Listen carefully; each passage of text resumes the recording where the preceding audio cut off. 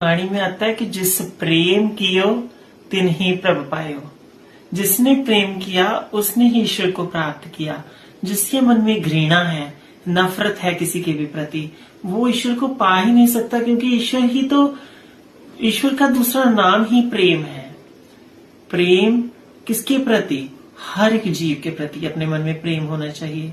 कई लोग भेदभाव करते हैं, कई लोग कहते हैं कि इसको नहीं बुलाना, उसको नहीं बिठाना, उसको अपने घर पे नहीं लाना।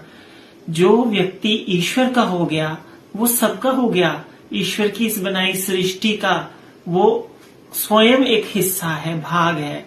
वो तो सबसे प्रेम करेगा ही। यहाँ नफरत के लिए जगह ही नहीं है। इसलिए अपने दुख में रोने वाले मुस्कुराना सीख ले, दूसरों के दुख दर्द में आंसू बहाना सीख ले। जो खिलाने में मजा वो आप खाने में कहाँ। जिंदगी में तो किसी के काम आना सीख ले। सदा सेवा कीजिए, सत्संग कीजिए, भजन कीजिए, क्योंकि यही आपकी सदगति का मार्ग बना सकते हैं। अन्यथा हम रोजमर्रा की जिंदगी में न जाने कितने पाप कर रहे हैं, कितने दुष्कर्म कर रहे हैं, कितने बुरे कर्म कर रहे हैं, और उनका कोई भी उपाय नहीं है कि हम उनसे बच सकें। जो कर्मास की साइकिल है वो घूम के हमारी तरफ ही वापस आती है। इससे तो कभी ना कोई बचा है, ना ही बच सकता है। चाहे वो राजा हो, चाहे वो फकीर हो, चाहे देवी देवता हो, सबको इस कर्मा की साइकिल में पिसना ही पड़ा। तो आप किस खेत की मूली हो?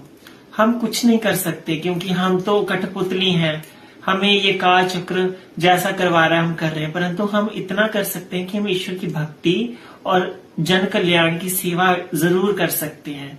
तो अपने हाथों को सेवा के लिए उठाइए, अपने मन को, अपनी बुद्धि को भक्ति और सेवा में लगाइए।